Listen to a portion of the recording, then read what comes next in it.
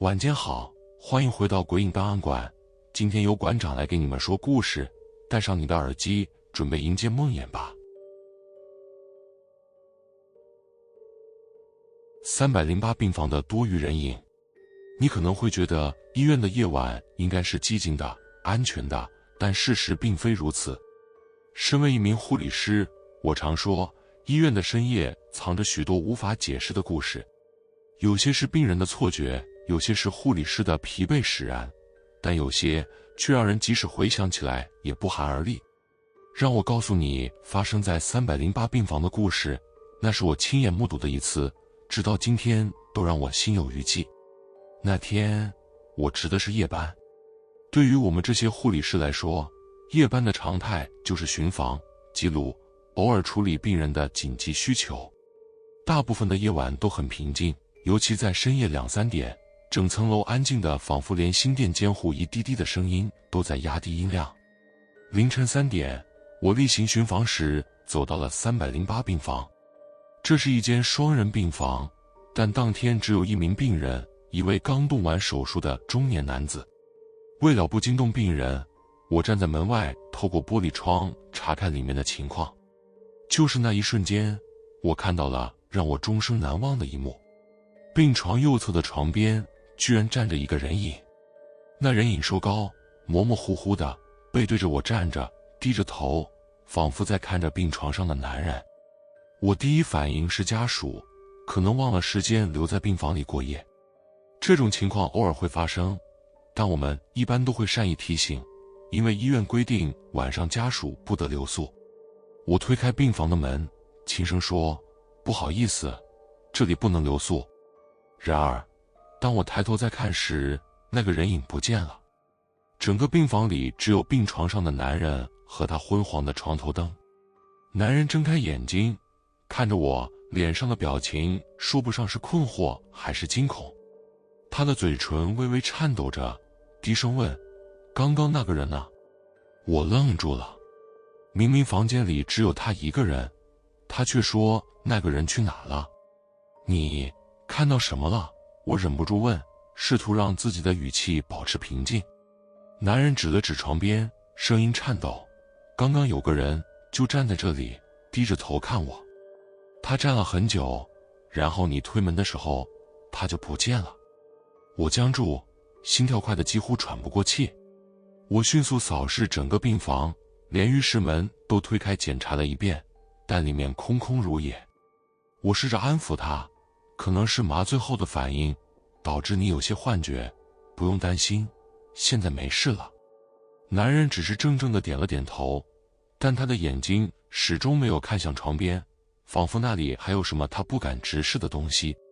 走出病房后，我的背心全是冷汗，那种莫名的压迫感像是还留在我的胸口。回到值班室后，我忍不住把刚才的事情告诉了另一位资深护理师，希望从他那里得到一点解释。他听完后脸色有些发白，但还是装作不经意地说：“没事的，也许是你累了，看错了，或者他真的在做梦吧。”但接着他沉默了一会儿，压低声音补了一句：“你知道吗？308病房那张床，上一个病人就是在凌晨3点过世的。他过世之前也说过类似的话，说有个人站在床边盯着他。”这句话让我头皮发麻。我记得清楚，那位病人是一个老人，因为术后感染抢救无效，最终不幸离世。我试图安慰自己，这一切只是巧合，但308病房带给我的不安却无法轻易抹去。事情并没有就此结束。几天后，值夜班的并不是我，而是另一位同事，同样是在308病房。他告诉我，病人晚上按了紧急呼叫铃，说自己不舒服。我那位同事进去时，病人没有提身体的状况，而是低声问：“那个人是不是又来了？”听到这话，我的同事全身发凉，强忍着恐惧安抚病人说：“没有什么人，只是他最近术后压力大，可能睡眠不好。”病人的状态逐渐稳定后，308病房再也没有其他病患报告异常。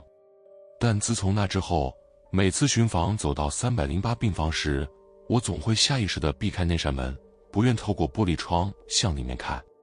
后来，我查过一些资料，据说有些病房，特别是那种病患曾经过世的房间，会留下某种痕迹，是一种普通人无法察觉，但敏感的人或者即将离世的病人却能感觉到的存在。这听起来很玄，但经过那晚的事情后，我再也无法理直气壮地用科学理论去否定这些说法。现在回想起来，我仍然记得那个模糊的身影，那种压迫感和空气里的诡异沉重。每当有人问我在医院工作是否遇到过怪事时，我都会把308病房的故事讲给他们听，不是为了吓人，而是想让更多人知道，在那些我们以为熟悉的地方，或许真的存在着一些我们无法解释的东西。医院的夜晚有时候并不像我们想象的那么安全，尤其是凌晨3点的病房。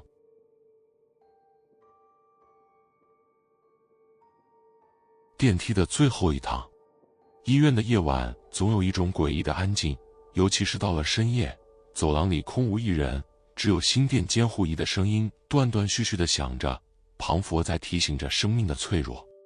身为护理师，我早已习惯了夜班的寂静，但那天晚上发生在电梯里的事情却成了我永远无法释怀的记忆。那是一个忙碌的夜班，刚过凌晨2点，我送完一位紧急手术的病人到手术室。手术室位于医院的一层，病房则在5楼。我完成交接后，推着空病床走向电梯。那部电梯是整层楼唯一开放到5楼的通道，也是值夜班时我们最常使用的。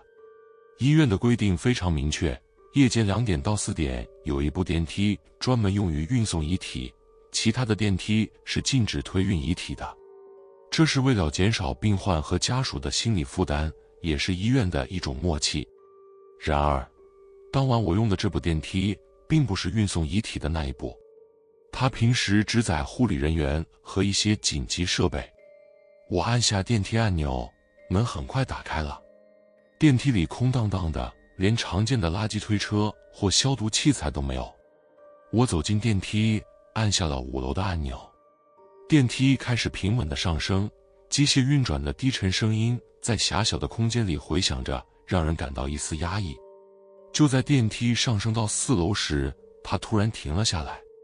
门打开，但外面并没有任何人按下按钮，也没有其他护理人员或病患的身影。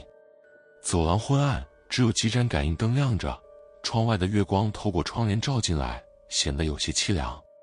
我皱了皱眉，觉得可能是有人误按了电梯，于是准备按下关门键继续上楼。然而，当我的手指碰到按钮的瞬间，我感觉到一股阴凉的气息从电梯门外涌了进来。那种感觉就像有人在你身后轻轻地吐了一口冷气，让你下意识地想回头看，却又不敢看。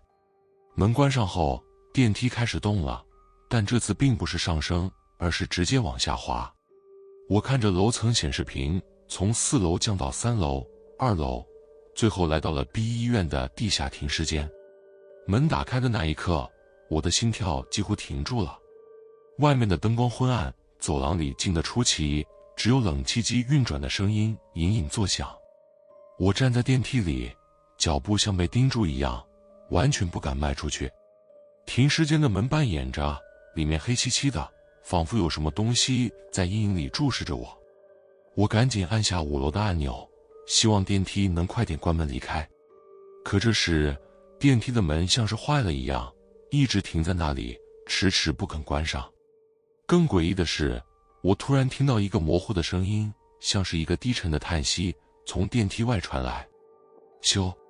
那声音不像人类能发出的声音，更像是某种被压抑的情绪，带着一种深沉的悲哀。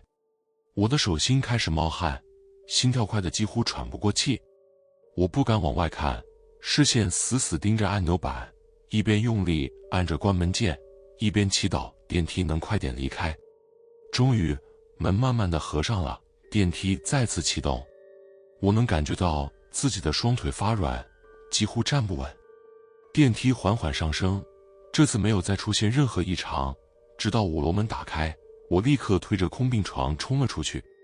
回到值班室后，我的同事看到我脸色苍白，急忙问我发生了什么事。我简单的描述了一下经历，但只说电梯突然故障，并没有提到我听到的声音和那诡异的气息。说实话，我自己都不确定那是不是幻觉。同事听完后，脸上露出了一丝奇怪的表情。他沉默了几秒，然后压低声音问我：“你确定是那部电梯吗？”我点了点头，还没来得及细问，他就开口说：“那部电梯平时是不用来载人的，只有特定时段用来运遗体。”我的心猛地一沉，后背瞬间被冷汗湿透。我忍不住打断他：“可是，那不是凌晨2点到4点才会用专门的电梯吗？我刚才用的是普通电梯啊。”他摇了摇头，语气中带着一种我听不懂的凝重：“你刚才用的电梯应该是空着的，没错。但有时候那些东西自己会进来，尤其是如果你推的是病床。”听到这里，我的脑海中猛地闪过一个画面，我推的那张空病床。是的，那张床是我刚从手术室推回来的。尽管上面什么都没有，但也许那床上有一些我看不到的东西。后来的几天，我特意避开了那部电梯，无论多累，我都选择走楼梯或者用别的电梯。当我再次鼓起勇气使用那部电梯时，已经是几周之后了。那一次，一切都很正常，仿佛什么都没有发生过。但是，那个低沉的叹息声，那股冰冷的气息，还有地下停尸间扮演的门，都深深刻在我的记忆里。直到今天，我依然无法忘记那一晚的电梯仿佛有了自己的意志，带着我到了一个我不应该去的地方。有人说，那些病床，那些电梯，长时间与死亡为伴，难免会沾染上某些气息。这种说法是否正确，我无法证实。但我知道，医院的夜晚永远比我们以为的要更阴森，更难以解释。你或许不信，但下次当你经过医院的电梯时，记得留意身边是否有一股冰冷的气息，或是某个不该存在的声音。因为有时候那些东西并不想被你忽略。手术室的低语。手术室里的每一次抢救都是与死亡的搏斗。作为一名护理师，我早已见惯了生死，但有些事至今仍让我心有余悸。特别是那次凌晨的紧急手术，至今想起来仍让我感到后背发凉。那是一个深夜的值班，时间刚过凌晨2点，走廊镜的旁佛能听见空气流动的声音。我正在整理病历时，对讲机突然响了起来，打破了宁静。手术室需要支援，有紧急手术，麻烦护理师赶快到场。通知的声音急促，让我来不及多想，匆匆抓起器械消毒箱就往手术室赶。到了手术室时，外科医生还没到，只有一名麻醉师正在准备。手术灯下的器械闪着冰冷的光，我和麻醉师默契地开始布置手术环境，确保所有仪器都在正常状态。手术台上空荡荡的，四周仿佛压着一层沉甸甸的空气。就在我们忙碌时，忽然听到一声低语：“别救我！”声音极其微弱，从手术台的方向传来。我当时以为是麻醉师在自言自语，抬头看了他一眼，却发现他也皱着眉看向我，眼里满是疑惑。“刚刚是你说话了吗？”他问，声音压得很低，像是怕惊动了什么一样。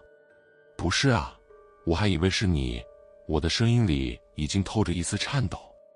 两人对视了一眼，都莫再说话，默默加快了准备工作的速度。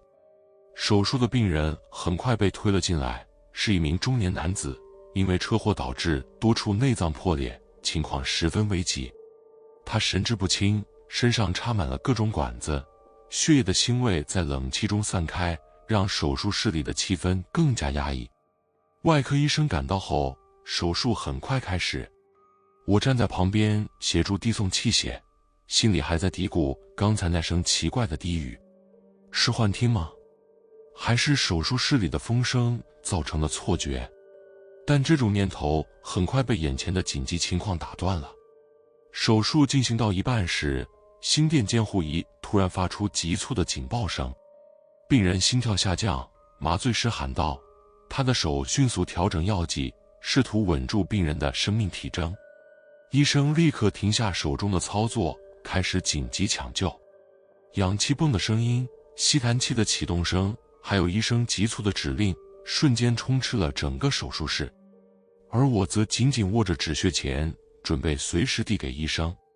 然而，这时我再次听到了那个声音：“别救我！”这次的声音比之前更加清晰，我几乎可以确定，它不是来自手术室里的任何人，而是仿佛从病人的喉咙深处传出来的。可我分明看到，病人的嘴巴被插着气管，根本不可能发出声音。我的手一颤，差点没握住器械。我想提醒其他人，但四周的忙乱让我犹豫了，生怕说出口会打破什么平衡。心电监护仪的声音越来越弱，病人的生命迹象几乎完全消失。我们用了电击，注射了升压药，医生和麻醉师都拼尽全力，但所有的努力都徒劳无功。最后，医生叹了口气，摘下手套，沉声说：“时间凌晨3点15分。”病人彻底离开了。手术结束后，我们开始清理手术室，这是我们日常工作的一部分，应该很熟悉。但那天晚上的每一个动作都让我感到无比的沉重。当我走到病人旁边，准备摘除他的导管时，突然间，一股冰冷的气息从我背后涌过来。我猛地回头，却什么都没看到。正当我试图说服自己只是冷气开得太降时，我的目光落在病人的脸上，他的嘴角微微上扬，仿佛在冷笑。那一瞬间，我几乎失控，差点尖叫出声。我强迫自己冷静下来，闭上眼睛，再睁开时，他的脸又恢复了平静。我努力告诉自己，这只是灯光的错觉，但内心的恐惧已经像藤蔓一样紧紧缠住了我。麻醉师走了过来，看我脸色苍白，皱着眉问：“你还好吗？”我低声问他：“你刚刚有听到什么声音吗？”“像有人说话。”麻醉师愣了一下，脸上的表情变得奇怪起来。他犹豫了一会儿，点点头。手术开始前，好像听到了一句低语，但我以为是我自己幻听了。我们不再说话，默默完成了清理工作。离开手术室后，我无意间翻看了病人的病历，发现了一段奇怪的记录。这名病人在进入医院之前，曾对家属说过一句话：“救活我也没用，我已经准备好走了。”后来的日子里，每次我经过那间手术室，总会忍不住想起那个病人嘴角的弧度，还有那个低语的声音。别救我，那究竟是他内心的遗憾，还是另有什么我们无法理解的存在？医院里的故事总是让人琢磨不透，尤其是像这样发生在深夜的事情。有人说，手术室是生死交界的地方，太多的生命在这里流逝，难免会留下某些痕迹。也有人说，这只是我们太累，精神恍惚造成的幻觉。但我知道，那晚的低语是真实的，它至今仍在我的记忆里回响。如果你问我害怕吗？我会说，不只是害怕，而是深深的无力感。因为有些事情，无论你怎么努力，都无法改变结果。那晚，病人莫能醒来，而那个低语却一直萦绕在我的耳边，仿佛在提醒着我们，有些生命或许本不想被挽留。手术室里的故事远比你想象的要恐怖和复杂。当死亡来临时，他会用他自己的方式告诉你，你无法逃避。喜欢这类型的故事的话，记得点赞、订阅鬼影档案馆，开启小铃铛，才不会错过每晚间的恐怖小故事。我是馆长，我们下次见。